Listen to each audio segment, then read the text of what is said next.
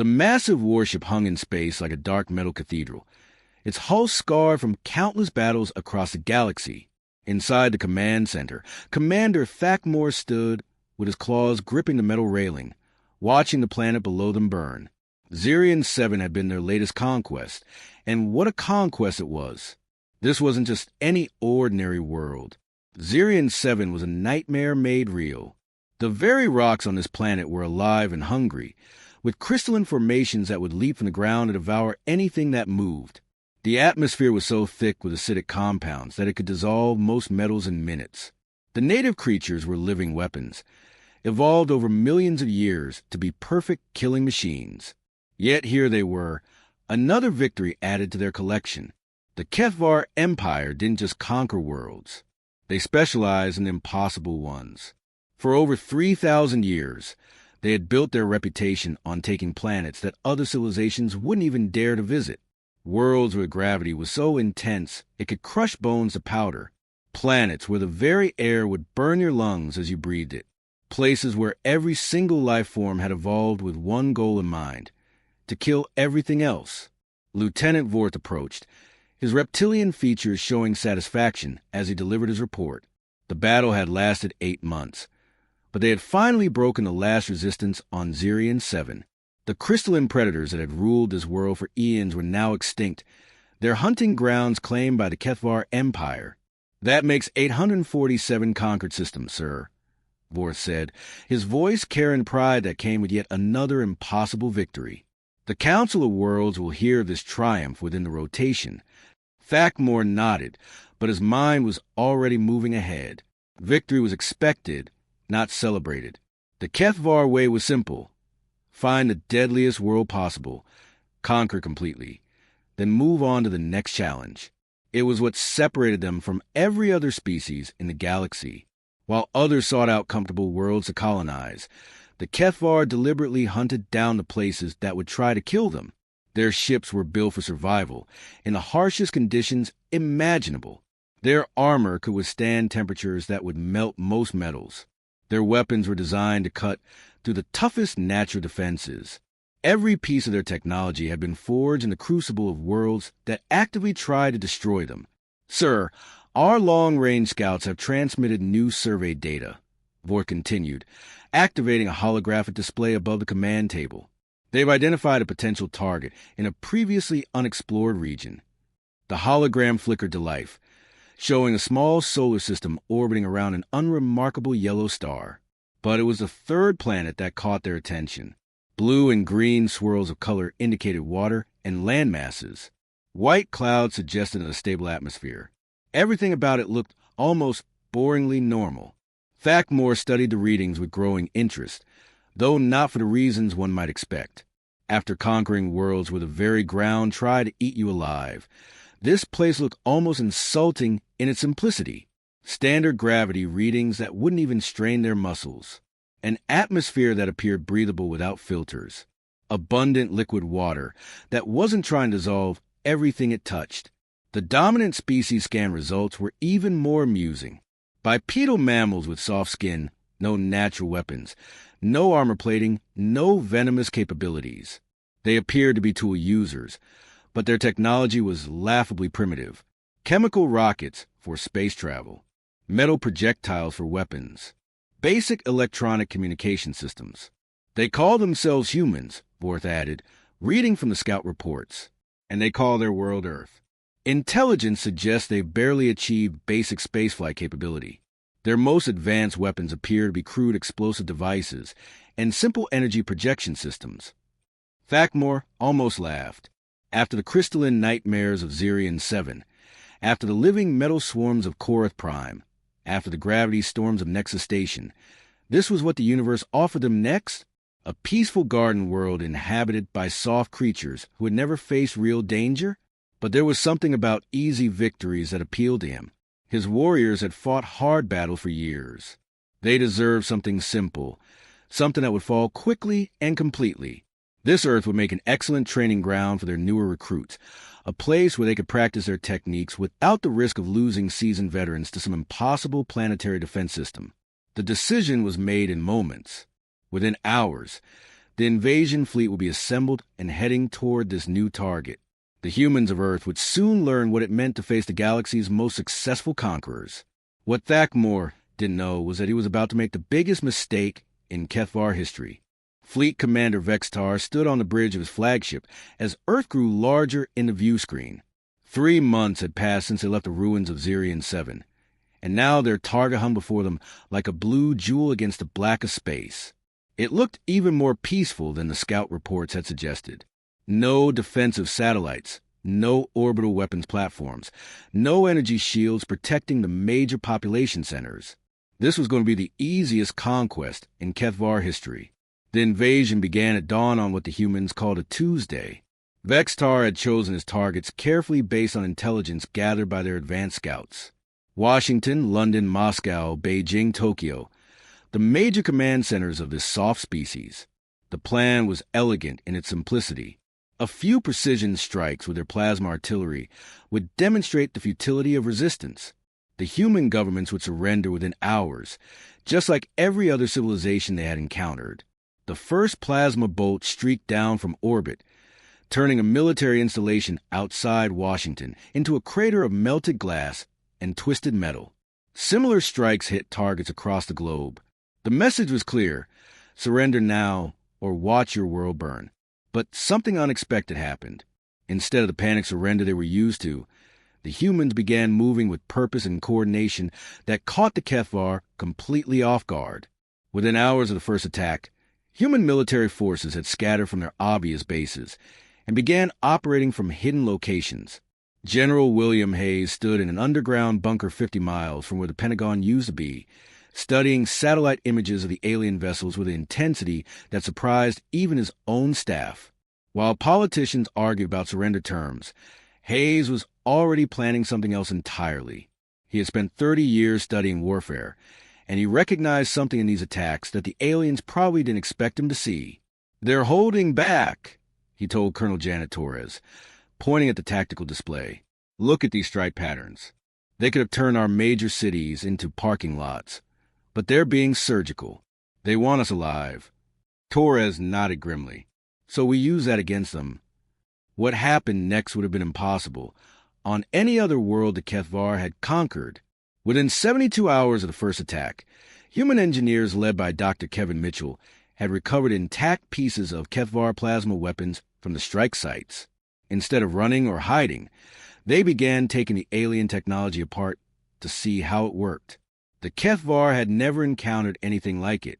Every other species they had conquered either possessed technology far beyond what humans had, or they were primitive creatures who couldn't understand advanced systems at all.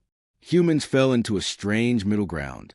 Their own technology was crude by galactic standards, but they had something else, an almost frightening ability to adapt and improvise.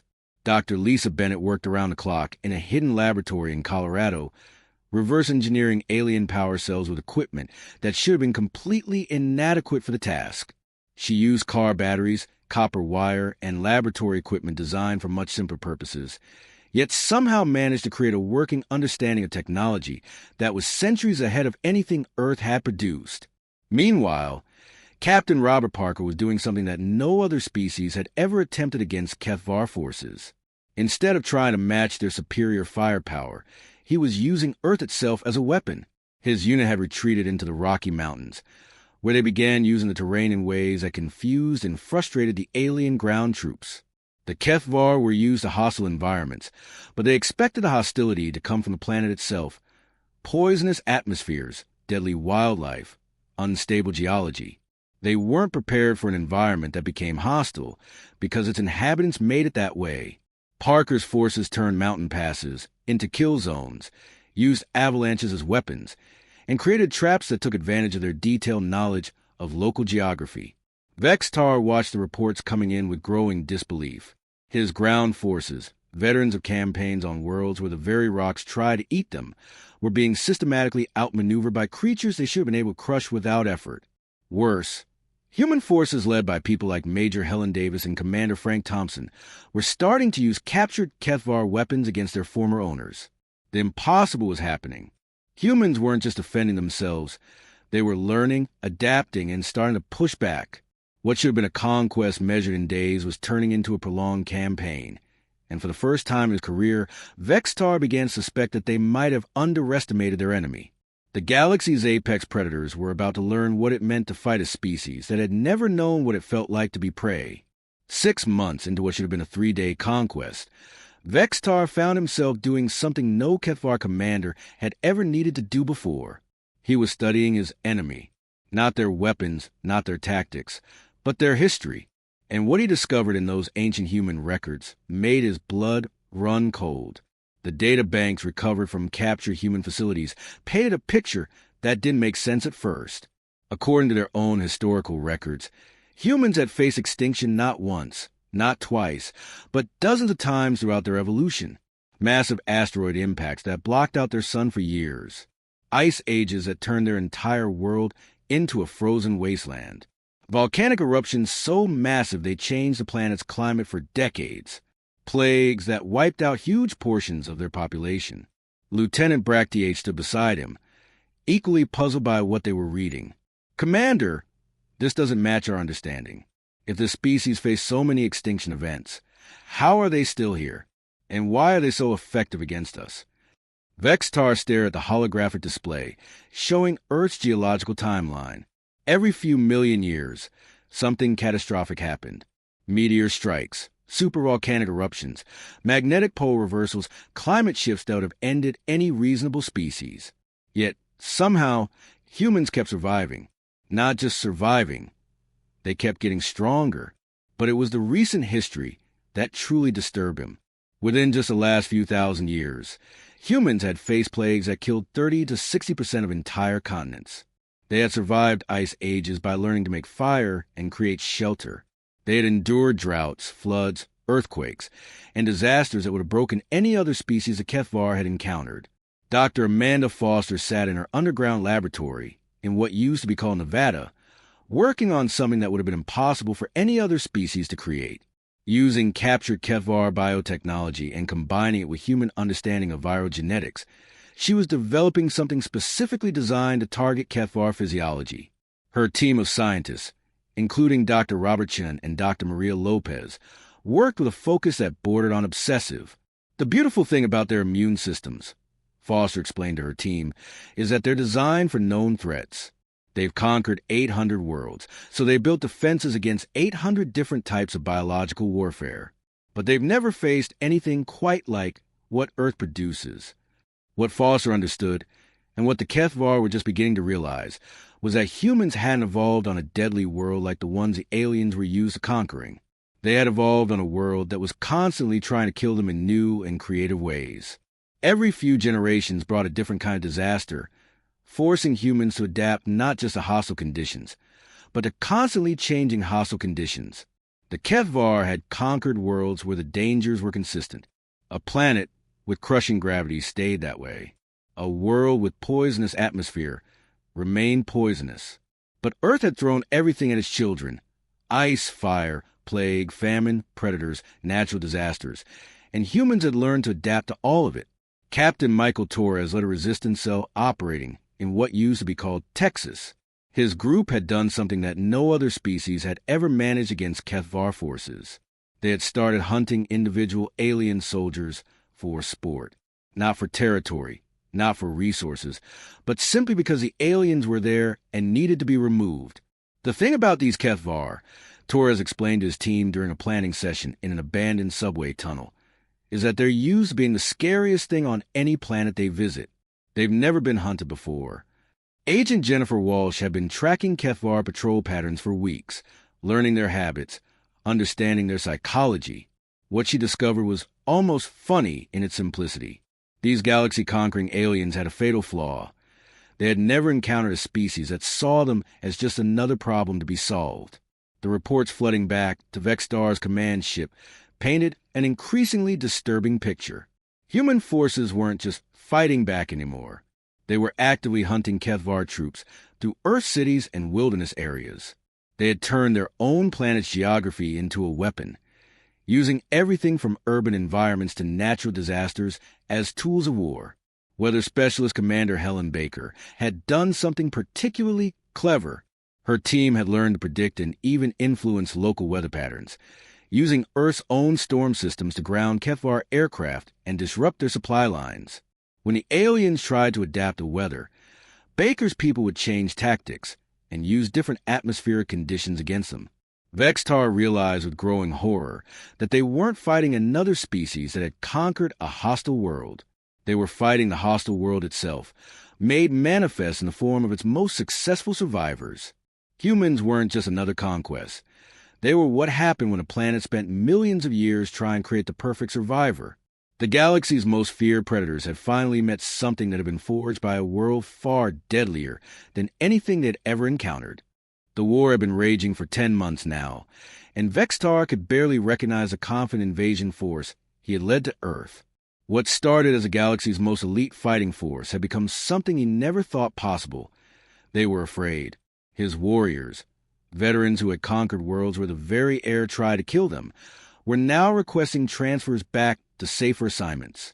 Safer assignments like fighting crystalline predators or battling living metal swarms. The breaking point came when Sergeant Korthval, a decorated soldier who had survived campaigns on 17 different death worlds, refused to leave the ship for ground patrol. When pressed for an explanation, the hardened warrior just stared at the viewport showing Earth's surface and whispered, "They're down there, waiting." Commander Helen Baker crouched in the ruins of what used to be downtown Detroit, watching through her scope as a Kefvar patrol moved through the abandoned streets below. Her team had been tracking this particular squad for 3 days, learning their habits, understanding their routes. The aliens thought they were conducting a sweep for human resistance fighters. They had no idea they were being herded into a carefully prepared trap. Baker's people had spent weeks preparing this section of the city. Every building had been rigged, every street had been mapped, every escape route had been blocked. The Kefvar patrol was walking into what the humans called a kill box, and they didn't even know it. "Remember," Baker whispered into her radio to the team's position around the area, "we're not trying to capture territory here. We're sending a message." The message was simple and terrifying. Nowhere on Earth was safe for the invaders. Detective Frank Miller had been a cop in Chicago before the invasion. Now he was something entirely different, a hunter who specialized in tracking individual Kefvar soldiers through the city's underground tunnel systems. Miller had learned to think like his prey, to understand their psychology, their fears, their weaknesses. The Kefvar were used to being apex predators, but they had never been stalked by something that understood urban warfare better than they did. Miller knew every maintenance tunnel, every abandoned subway station, every forgotten basement in the city. He used this knowledge to appear and disappear like a ghost, picking off alien soldiers one at a time. The key, Miller explained to a group of resistance fighters in an abandoned warehouse, is to make them paranoid. They need to feel like they're being watched every second of every day. Because they are. Officer Nancy Brown had taken a different approach in her section of Los Angeles. Instead of hiding from the aliens, she made herself visible. She wanted them to see her, to chase her, to follow her deeper into the urban maze she had spent years learning to navigate as a patrol officer. Brown had turned the city itself into a weapon, leading Kefvar squads into ambushes that used everything from traffic patterns to building layouts against them. The psychological impact was devastating. Kefvar soldiers began reporting paranoid episodes, claiming they could feel human eyes watching them even when scans showed no life signs nearby. Some refused to leave their fortified positions. Others started firing at shadows and empty buildings. In the Amazon rainforest, Sergeant Paul Morrison had created something that nightmares were made of. His team of former park rangers and environmental scientists had turned the jungle into a living trap. They used their intimate knowledge of the ecosystem to make the forest itself seem hostile to the invaders. Morrison's people had learned to move through the jungle without leaving traces, to use animal calls for communication, to create traps that looked like natural accidents. When Kefvar patrols entered the forest, they might encounter poisoned water sources, unstable ground that had been deliberately weakened, or aggressive wildlife that had been strategically relocated to create maximum chaos. But it was the reports from the Arctic that truly shook Vextar to his core. Commander Helen Baker's sister, Captain Jennifer Baker, had been operating in the frozen wasteland of northern Canada. Her teams were using the harsh environment in ways the Kethvar had never encountered before. The aliens were used to hostile environments, but they expected the hostility to be random and natural. They weren't prepared for an environment that had been deliberately weaponized by its inhabitants. Baker's people used controlled avalanches to bury Kethvar outposts. They created whiteout conditions using weather modification techniques. They even used the aurora borealis to interfere with alien communication systems. The most disturbing reports, however, came from urban areas where humans had begun what they called trophy hunting. Resistance cells led by people like Captain Robert Davis and Major William Thompson weren't just eliminating Kethvar soldiers. They were actively seeking them out for the challenge. Vex-Tar received a transmission that changed everything. It was from a human resistance leader calling himself Colonel James Wilson. The message was simple and chilling. We know where all your soldiers are. We know where your ships land. We know your patrol routes, your supply lines, your communication frequencies. We've been watching you since day one. The question isn't whether we can eliminate your forces. The question is how long we want to take doing it. For the first time in Kethvar history, an invasion force was requesting emergency evacuation from what should have been an easy conquest. The final battle began not with the roar of weapons, but with silence. Vex-Tar stood on his flagship's bridge, watching as his invasion fleet prepared for what should have been their triumphant orbital bombardment of Earth's remaining resistance centers. Instead, he found himself staring at tactical displays that showed something impossible. The humans weren't just defending anymore, they were attacking. Admiral Patricia Harris commanded the human fleet from her flagship, a vessel that had been a civilian cargo hauler just 1 year ago. Now it bristled with weapon systems that combined human engineering with captured Kethvar technology in ways that shouldn't have been possible. Her fleet consisted of converted civilian ships, hastily upgraded military vessels, and something that made Vex-Star's blood freeze. Captured Kethvar warships that had been turned against their former owners. How did they manage this? Subcommander Krell whispered, watching as human vessels moved with coordination that rivaled their own battle-tested formations. They barely had spaceflight capability when we arrived. The answer came in the form of a transmission from the human fleet. General Robert Taylor appeared on their main screen, broadcasting from what appeared to be a converted space station orbiting Earth. Behind him, Vex-Tar could see human technicians working alongside captured Kethvar equipment with an efficiency that defied explanation. Commander Vex-Tar, Taylor said calmly, I believe you wanted to have a conversation about surrender terms. We're prepared to discuss your unconditional withdrawal from this system. The audacity of it should have been laughable. A species that had barely achieved interplanetary flight was demanding the surrender of the galaxy's most successful military force. But as Vex-Tar watched his tactical displays, he realized that the impossible had become reality. The humans weren't bluffing. Captain Helen Davis led the assault on Vex-Star's flagship from her converted destroyer, a ship that had been built in Earth's orbital shipyards using blueprints reverse-engineered from Kethvar vessels. Her crew consisted of former naval officers, civilian engineers, and captured Kethvar soldiers who had chosen to switch sides rather than face whatever the humans had planned for prisoners of war.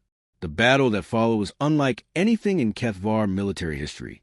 Instead of methodical, overwhelming assault they were known for, they found themselves fighting desperately just to survive. Human ships used tactics that seemed to anticipate their every move. Weapons that should have been impossible to create with Earth's industrial base tore through their defensive systems with surgical precision. But it was what happened on the ground that truly broke the Kethvar spirit. Commander Frank Miller's urban warfare specialists had done something unthinkable. They had turned Earth's major cities into traps specifically designed to capture Kethvar soldiers alive, not to interrogate them, not to exchange them, but to demonstrate something that chilled every alien warrior to their core. The humans had begun studying their captives the same way they might study any other interesting specimen. Dr. Amanda Foster's research teams had learned more about Kethvar physiology in 6 months than the aliens knew about most of the species they had conquered in centuries. This knowledge was being used to create weapons and tactics specifically designed to counter every advantage the Kethvar possessed. Officer Nancy Brown broadcast from Los Angeles, standing in front of a facility where captured Kethvar soldiers were being held. Her message was transmitted across all frequencies, ensuring that every alien on Earth would hear it. "We want you to understand something," she said calmly. "We don't hate you. We don't fear you. You're just another problem that needs to be solved. And we've gotten very good at solving problems." The psychological warfare was devastating. HFY soldiers began surrendering rather than risk capture by human forces. Others requested immediate evacuation back to their home worlds. The species that had conquered 847 hostile worlds was being broken by inhabitants of what they had considered a paradise planet. As his flagship systems failed around him, Vextar finally understood the truth that would haunt him for the rest of his life. Every world the HFY had conquered had been hostile in predictable ways: crushing gravity, poisonous atmospheres, deadly wildlife. These were challenges that could be prepared for, adapted to, overcome with the right technology and tactics. But Earth had been different. It hadn't just been hostile. It had been creatively, constantly, unpredictably hostile. For millions of years, it had thrown every possible disaster at its children: ice ages, plagues, asteroid impacts, volcanic eruptions, magnetic pole reversals, climate shifts, an endless parade of extinction-level events that should have wiped out any reasonable species. Instead, humans had survived all of it. More than survived, they had thrived. They had learned to adapt not just to hostile conditions, but to constantly changing hostile conditions. They had become the ultimate survivors, forged by a world that was far deadlier than anything the HFY had ever encountered. With his dying breath, as human boarding parties breached his ship's hull, Vextar transmitted his final message to the HFY Empire: "Do not come to this system. We found something worse than us." The message reached HFY High Command 3 days later. For the first time in their civilization's history, they marked the system as permanently forbidden territory. Earth continued spinning peacefully in space, its children having added another species to their long list of survived threats.